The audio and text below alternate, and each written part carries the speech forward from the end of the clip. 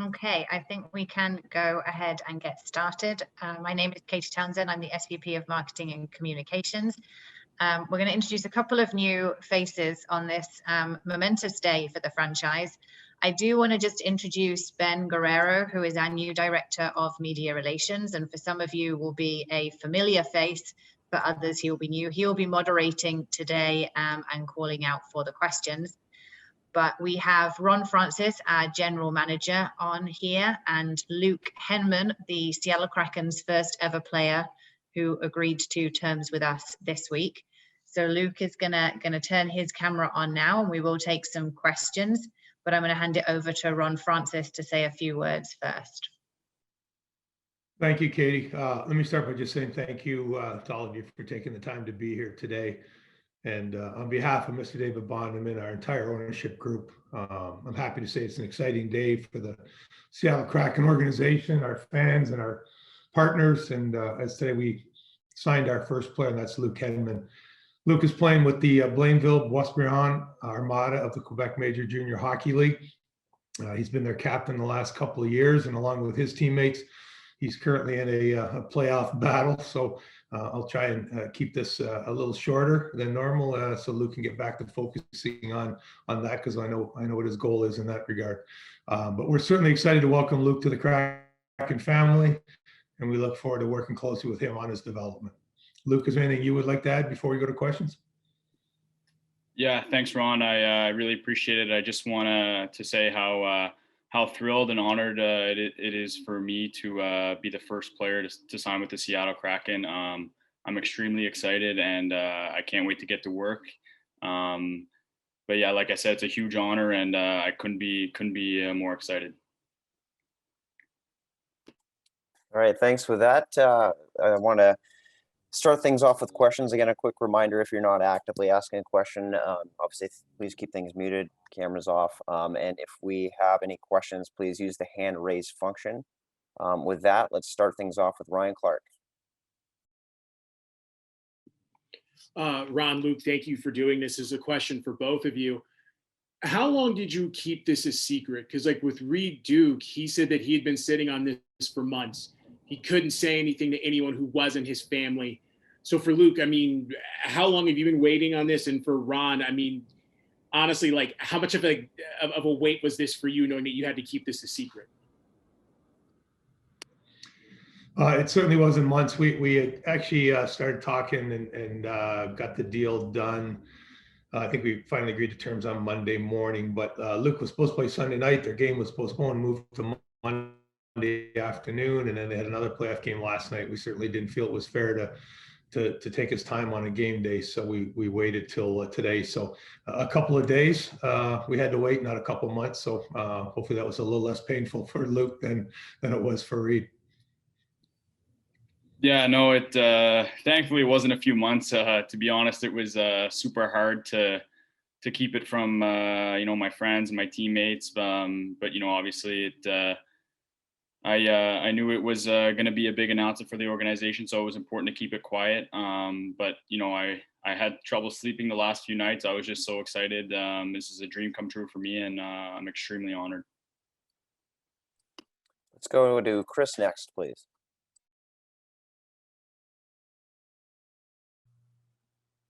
Hey, Ben, welcome, by the way. This is a question for both you guys. Obviously, Ron, the obvious question is why Luke? Why is he the first player for the Kraken? And Luke, what are some of the things you obviously want to make the big club? What are some of the things you need to work on to develop, whether it's now or before training camp?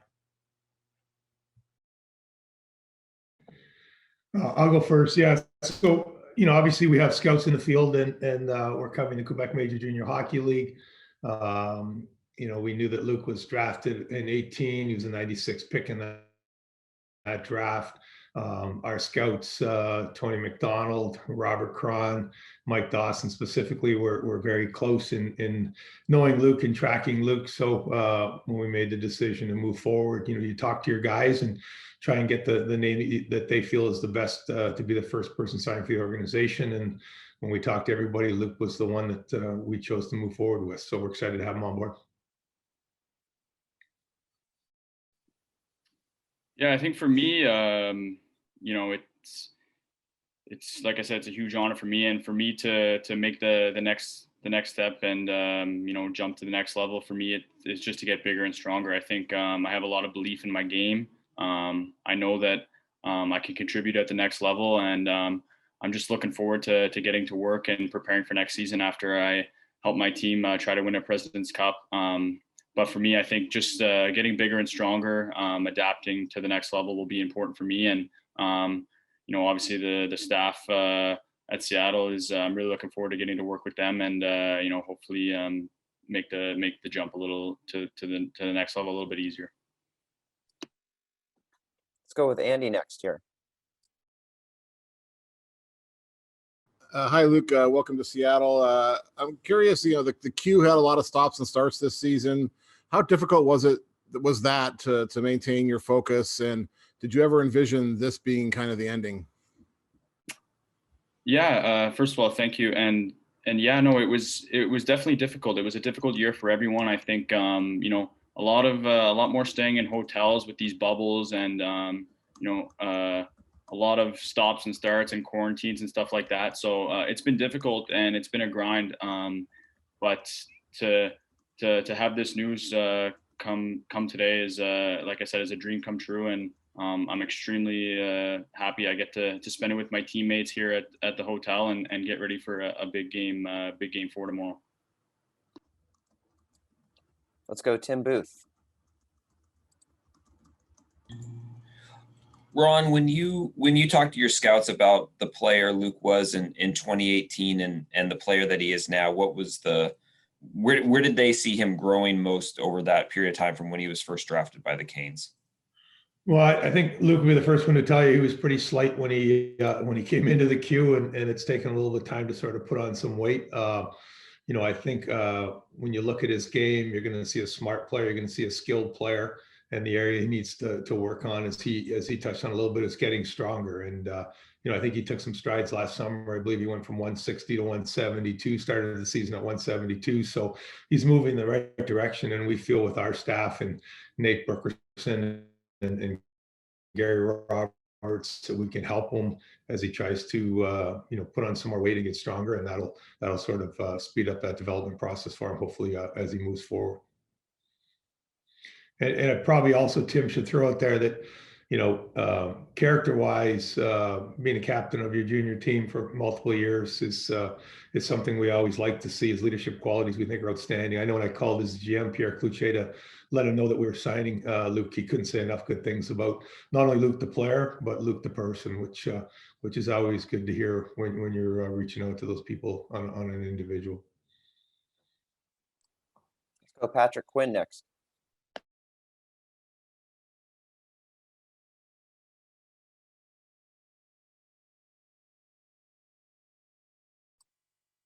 Patrick, I think you're on mute there. What about now? Can you hear me now? There we go. It's embarrassing. You think we would have figured this out by now. But Ron, can you just talk about the role of a center in building a team and having that position? Obviously, you know it very, very well. But is it a surprise that the first ever Kraken is a center?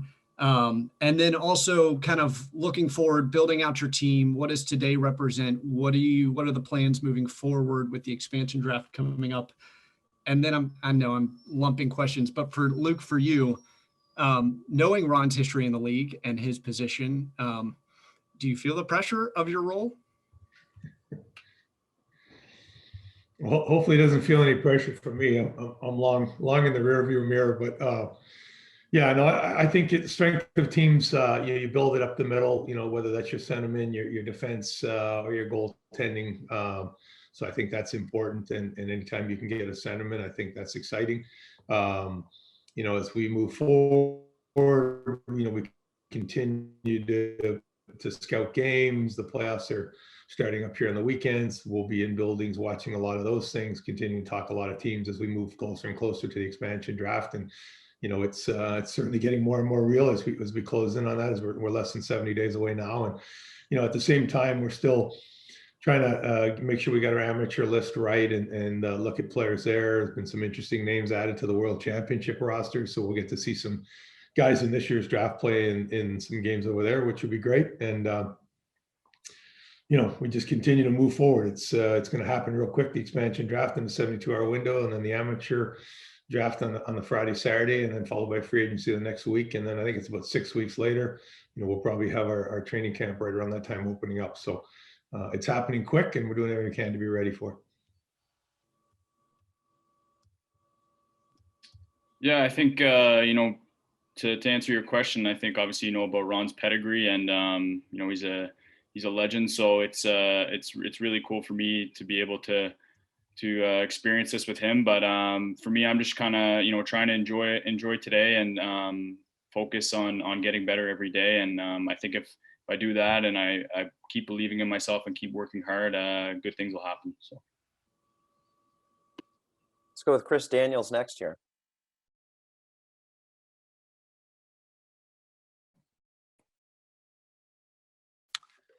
Ben, welcome to the Kraken, first of all. Question, I guess, for both gentlemen. Luke, what goes through your mind in signing up with an organization where you don't know necessarily who's going to be around in terms of the head coach and that kind of thing? And then on the flip side, Ron, when do you think Luke will have a coach?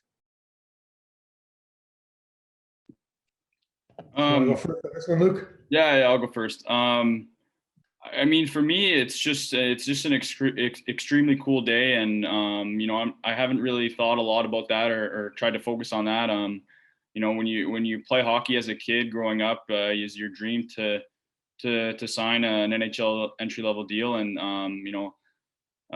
today is one of the best days of my life, and I'm gonna remember it forever. So I'm just kind of trying to enjoy it and focus on that, and worrying about the rest of that stuff later on. And the coaching question, Chris, it's pretty much kind of what we talked about. We're still looking towards the end of the second quarter here. The season for some teams has ended. You've already seen some changes. There's still some teams that are playing regular seasons. Their seasons won't end for another week or so, and then the playoffs start, and there's always possibility it changes after the first round as well. So continue to work through that process, and obviously as we get closer to the second quarter of this year, we should be pretty set in what we want to do. Charlie Harger.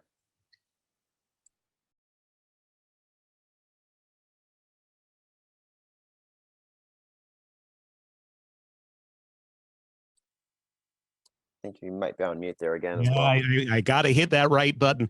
Thank you for that. Ron, a big picture here. For fans, what are you most excited for them to see as we head up to opening day here? And for Luke, what do you want fans to know about you, and what can they look forward to seeing? Yeah, I just think it's been a long process, and there's so many cool facets of building an organization from scratch. I mean, I think when our fans step into the Climate Pledge Arena for the first time and see just what an amazing facility that is, and how intimate the setting is with the sides of the rink and the open glass on the ends, I think it's going to be fantastic. I think when you look at them being able to come and watch us practice at the training center up at Northgate, again, it's a brand new state-of-the-art facility. So as players come into our organization and they see the facilities and the opportunity that our ownership is willing to put out to give them in regards to making themselves better, whether it's through the weight room, through nutrition, through our medical and equipment staff, or what have you. I think it's going to be exciting. And for me, I think our fans have been ridiculously passionate right from day one. I love telling the story that the league gave them 6 weeks to get 10,000 season ticket deposits, and they accomplished that in 12 minutes. So everything I've seen from Seattle sports fans and the enthusiasm they bring to a game, I can't wait for opening night and puck drop and just see how loud that building is and how passionate our fans are. So it's getting more real and closer, but I can't wait for that to happen. Yeah, I think for me, I'm a pretty passionate guy about hockey. There's few morals that I live by. You know, being a hockey player is just to compete hard every day and be a good teammate and be a likable person. And you know, if you can do that, good things will happen. So just compete hard every day and get better and be a good teammate.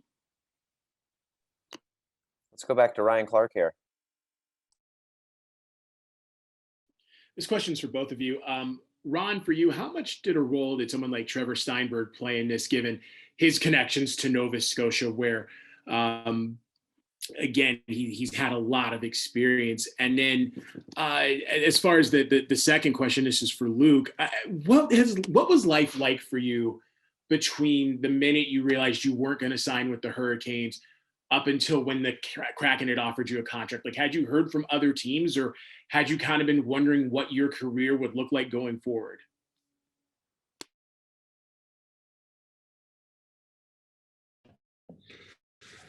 Yeah, for me, I mean, Trevor certainly played an important role. You know, reading his reports early, he had a lot of time for Luke in his game. As I mentioned earlier, Mike Dawson had built a relationship with Luke over time, and Mike also scouts for us in that area and was part of the group that drafted Luke. So, you know, Mike knew Luke very well, not only on the ice, but off the ice, sort of the personality of him. And then also some of our other scouts that I mentioned, our head amateur guy, Robert Cron, was part of that team that drafted him, as was Tony McDonald, our director. And, you know, when you hire these guys and it's their job to go out there and scout players, when it comes time to make decisions, you have to trust what they're seeing and what they're saying. And I would be lying if I said I didn't watch some video of Luke as well, and I liked what I saw. But you know, I think they all played kind of a role in getting to this point for Luke. Yeah, I think you know, after Carolina didn't sign me, it was obviously disappointing news. You know, but in life, there's ups and downs, there's adversity you have to go through, and I think I handled it really well. You know, I kind of just put my nose down and started working, and you know, even harder, because obviously, you know, I thought I had a pretty good year, my last year eligibility with Carolina, but you know, like I said, I just put my nose down, went to work, came to camp this year with the right attitude, and you know, didn't have the poor me mindset. I had the mindset that, you know, I have to go out and prove people wrong. And like I said, it's just an extremely exciting day for me and my family, and I couldn't be more thrilled. Let's go Darren Brown next. Thanks, Ben. Hey, Ron. So question about, you know, choosing to sign Luke as the first person here to join the Kraken. Did you put a little bit more thought into how he acts off the ice? I know he's talked a little bit today about his passion, because he's the first signing, right? Was that something that you put a lot of thought into in terms of like making sure that he was, because in a way he's the face of the franchise for at least a little while, right? Have you put a little bit of thought into that with signing Luke in particular? Yeah, I wouldn't say a little thought, Darren. I'd say a lot of thought. I mean, I think that's important in all our players. You know, we've done it in the past when I've worked with other organizations, and you know, to me, character is a big part of who you want in your organization. It's always easy when things are going well, but when things are tough, it's the guys with the character that are usually able to pull you out of those tough situations. And you know, everybody we talked to and checked out in regards to Luke's character was outstanding, and the fact that he was a captain for a couple of years and his leadership skills, you know, sort of bear that out. So no doubt that was a big part of our decision making. Great, thank you. Let's go Chris F again. Thank you, Ben. Ron, this question's for you. What's Luke's development look like? And for the fans that don't know, is it typical of a player his age? I mean, you've got to build out an AHL team, an ECHL. Is that kind of where he will live in the next couple of years? I mean, what is it for the fans that don't really understand how you build out a franchise here? This is the first step. Yeah, no, it is. And you know, when you look at the expansion draft, the rules are we have to take one player from every team. Vegas is the exception, so we have to draft 30 players. You can only have 23 in your roster in the NHL. So there are going to be some extra things, and it gets complicated. There might be guys we take and we don't, keep, and there might be free agents we sign. And so there's all kinds of possibilities that may or may not happen. But at the end of the day, our goal is to share an American League franchise with another team next year, which would give us probably 8 to 12 spots. And then the following year in 22-23, we field our own team starting in a full team starting in Palm Springs in that season. So, really it's up to Luke and his development, where he ends up. But, he'll have every opportunity to come into the big camp and play with our prospects and players in that camp and show us what he can do. And I think, one thing he's touched on is his willingness to work hard in the off season. So I know he'll be prepared when he comes to that camp, and we'll see where things go from there. But usually it takes a little bit more time for younger guys, just on the maturity factor and strength factor. So and as I said at the start, we're anxious to work with them on that development. Got time for 2 more here. Let's go to Andy. I have a question for both of you. For Ron, last year the NHL didn't have any rookie camps or development camps. Those were all canceled. Are you confident that you'll get that this year at some point before your regular training camp? And for Luke, whether it's that camp or the regular training camp, what do you hope to gain or show when you hit the ice for the first time? So Andy, for me, that's probably a question that's up in the air. Quite honestly, with the expansion draft being announced on the 21st and the amateur draft the 23rd, 24th, and then followed by free agency, and the fact that we're going to have to move all these individuals and their families into Seattle and get them up and running. We've actually been debating whether we want to do an actual development camp or whether we would just take that rookie sort of week leading ahead of the week before training camp and bring our guys in at that point and spend some time with them there ahead of training camp, rather than make them come in, come back. It might be more valuable to give them that time to sort of train, since we're already in a condensed off-season state. So yet to be determined, but that is a possibility that we don't do a development camp.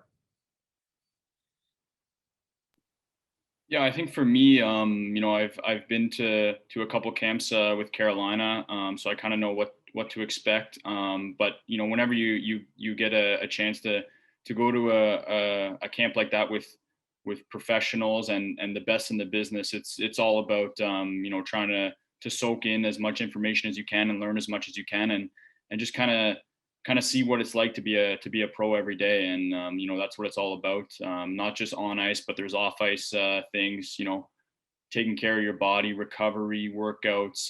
There's so much that goes into it. So whenever you get a chance to go to those camps, it's an opportunity to see how the professionals are and how they act, and try to take away as much as you can.